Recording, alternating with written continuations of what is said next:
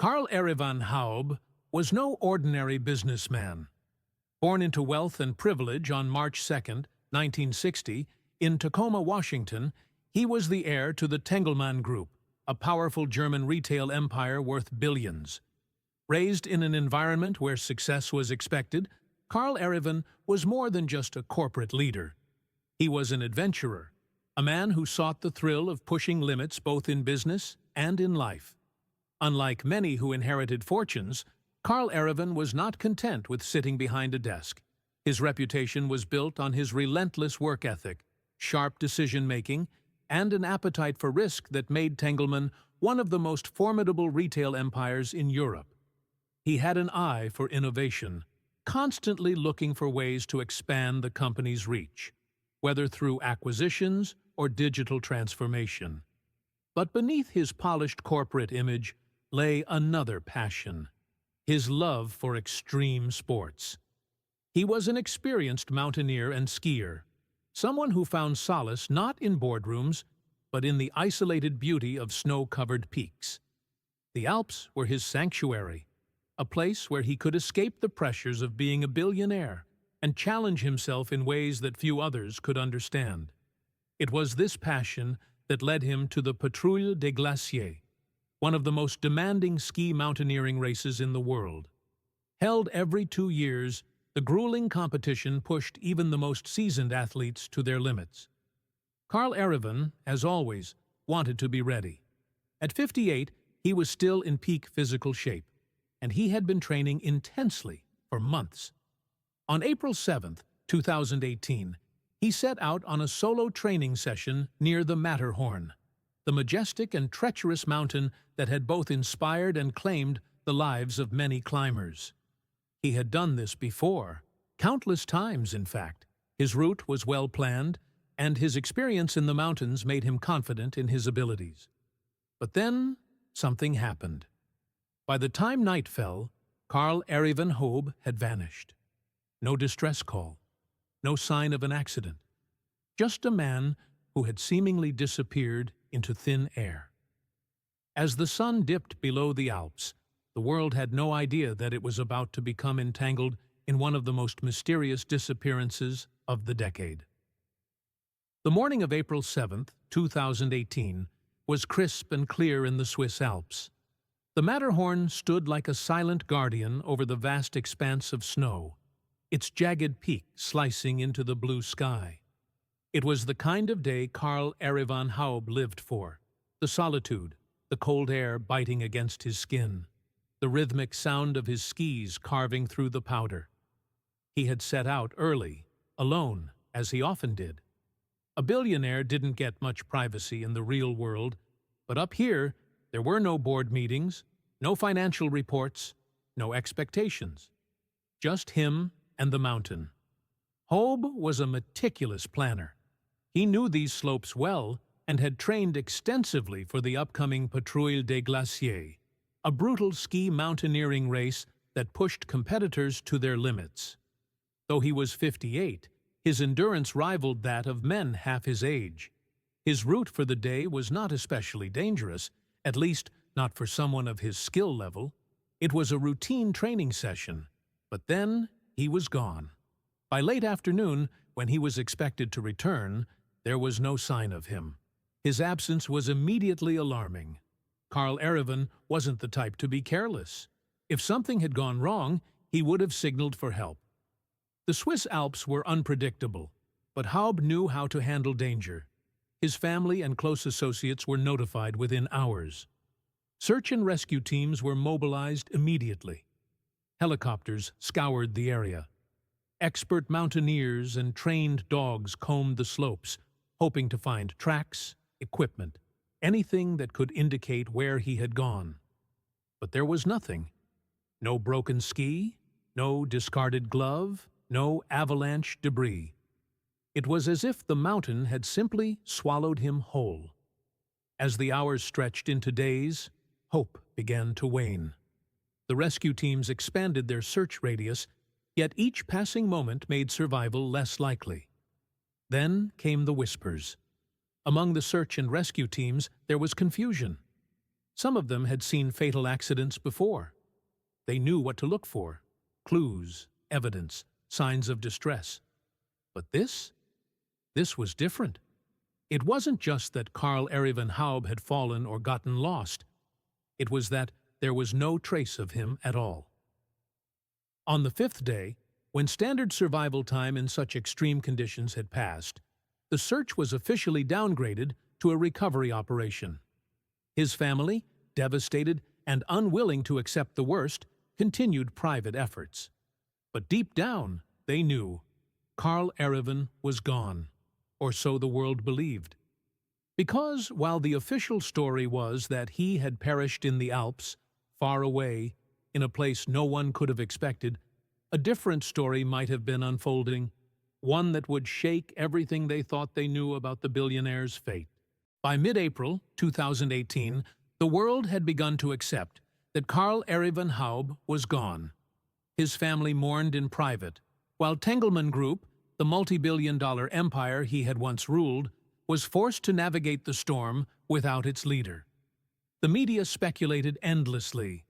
Was it an accident? A fatal misstep on the icy slopes? A sudden avalanche that left no trace? But among the investigators and those close to Haub, the mystery refused to die. The first red flag came from the search and rescue team. Despite an exhaustive operation, not a single piece of Haub's equipment, his skis, his poles, his clothing, was found. Even in cases where bodies were never recovered, something was always left behind. But here, nothing. Then came the surveillance footage. The Swiss authorities had been reviewing security cameras at key locations around the mountain. Hotels, ski lifts, gondolas. One camera, positioned near a station, captured what might have been Haub, a man dressed similarly, moving with purpose. But where was he going? The footage was grainy, inconclusive. The weeks dragged on. With no body, no evidence of an accident, and no credible leads, the case began to fade from public attention. But behind the scenes, strange things were happening. A private investigator, hired by a close associate of the Haub family, started looking deeper. He traced Karl Erwin's movements in the days leading up to his disappearance. The billionaire had been making phone calls to someone in Russia, and not just any calls. 13 calls in 3 days. The recipient? Veronika Ermilova. She wasn't a business partner. She wasn't family. She wasn't even someone publicly connected to Haub's life. She was an enigma. A Russian woman living in Moscow. Some said she was a business consultant. Others hinted at something else, something more elusive. Had Karl Erwin Haub truly disappeared in the Alps? Or had he carefully orchestrated the greatest vanishing act of the modern age?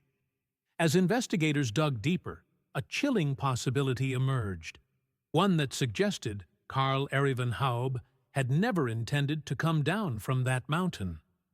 And somewhere, in the vast reaches of Russia, the truth may have been waiting to be discovered. By late 2018, the world had moved on.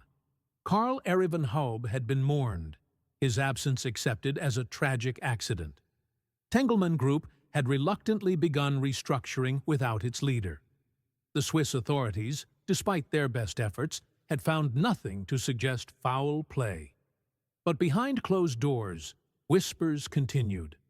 The 13 calls to Veronika Ermilova in the days leading up to his disappearance weren't just a coincidence. Investigators who traced them found something even more unsettling. They weren't the first calls. Karl Erwin had been in contact with Veronika for months. Who was she? To the public, she was a low-profile business consultant. But to those who dug deeper, she was something else entirely. A woman with ties to individuals in Moscow's high circles. Some claimed she was connected to Russian intelligence. Others suggested she worked with oligarchs, known for moving money discreetly. And then came the Moscow sighting. It started as a rumor, an offhand comment from a German businessman who had been in Russia on an unrelated trip. While dining at an upscale restaurant in central Moscow, He was certain he had seen someone familiar. Karl Erivan Haub. The man was older, with a well-groomed beard, dressed in a way that suggested he was trying to blend in. But there was something unmistakable about his posture, his mannerisms. The businessman hesitated, staring for a moment too long. Then, as if sensing the scrutiny, the man stood up and walked out. The businessman dismissed it at first. It couldn't be. Karl Erivan was dead. The news had covered his disappearance extensively. He had vanished into the Alps. But as he returned to Germany, the image gnawed at him. He reached out to a mutual acquaintance who had been close to Haub. "Am I crazy?" he asked. The response?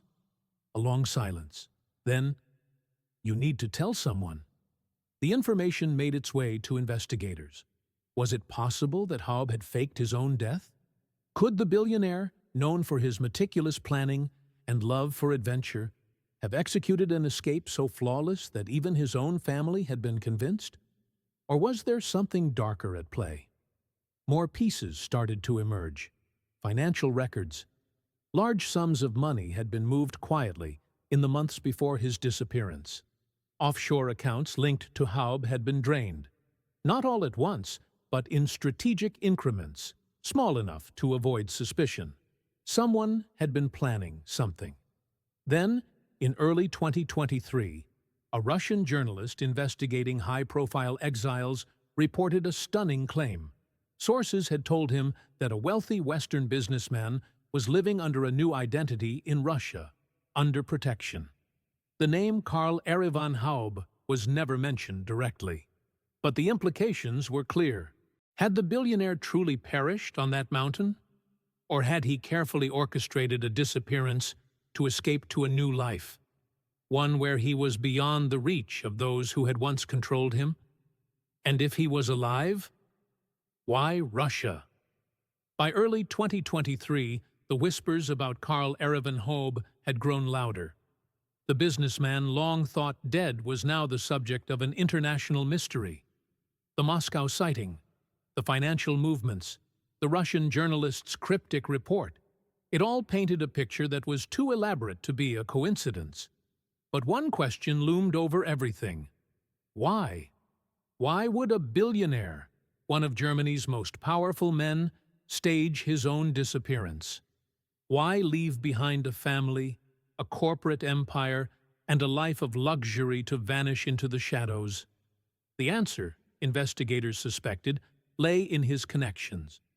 The more they probed, the clearer it became that Haub had ties to people in Russia that extended beyond a simple phone call to Veronika Ermilova. In 2017, a year before his disappearance, he had traveled to Russia multiple times, visits that had not been widely reported. He had met with individuals who were, at best, financially discreet, and at worst, connected to powerful figures in Moscow's inner circles. Was he moving money, securing a backup plan, seeking protection? Then there was the matter of Tengelmann Group itself. While Haub had been a brilliant businessman, not everything had been smooth behind closed doors. The company had made massive investments in struggling businesses. Some deals had raised questions. Were there debts he couldn't pay? Business rivals he feared? Legal troubles on the horizon? One theory emerged, that Karl Erivan Haub hadn't simply disappeared for personal reasons, but because he had no choice. Perhaps the man who had spent his life making bold business moves had finally made one too many. And then there was the most controversial theory of all. Intelligence agencies. Haub was a billionaire with access to European business and political networks. His experience in Russian business circles wasn't new. What if he had been approached? What if he had been offered a way out, a chance to disappear in exchange for something valuable? It wasn't impossible. Western intelligence agencies had taken notice. The possibility that a billionaire with ties to European commerce and Russian business elites might be alive in Moscow was enough to raise alarms. And if he was alive, there was one final question. What was stopping him from coming back? By mid-2023, the world was no longer certain whether Karl Erevan Haub had truly vanished in the Alps, or if he had engineered his own escape. The pieces of the puzzle were there, but they refused to fit neatly together. His family remained divided. Some accepted his death, grieving a man they had lost years ago. Others, though, couldn't shake the doubt. His brother, Christian Haub, had taken over Tengelmann Group, but he had avoided public speculation about Karl Erevan's fate. Then came the official response. Following reports of Haub possibly being in Russia, German authorities made it clear, if he was alive, he had to prove it. If he had faked his death, there would be serious legal and financial consequences. But Karl Erevan Haub, if he was truly alive, remained silent. Why? Was he in hiding by choice, or was he being kept silent? The whispers grew darker. Some investigators theorized that he might have been lured into something he couldn't escape. If Haub had dealings with powerful people in Russia, could he have lost control of the situation? What if he had planned an escape, but found himself trapped instead? The possibility was chilling. And then, in the midst of the swirling theories, came the final, most haunting question. What if he never meant to disappear? What if Karl Erevan Haub had gone up that mountain expecting to return, but someone or something had made sure he didn't? There were no definitive answers, no evidence that could close the case once and for all. Only speculation, financial anomalies, and sightings that could never be fully confirmed. In 2021, a German court had declared him legally dead. And yet, in the shadows, rumors persisted. A man resembling Haub spotted in a luxury Moscow district. An unidentified Western businessman living under protection. A phone number linked to him still active, briefly used before going dark again. The truth, if it existed, remained just out of reach. Had Karl Erevan Haub truly disappeared in the icy embrace of the Swiss Alps? Or had he pulled off one of the greatest vanishing acts in modern history?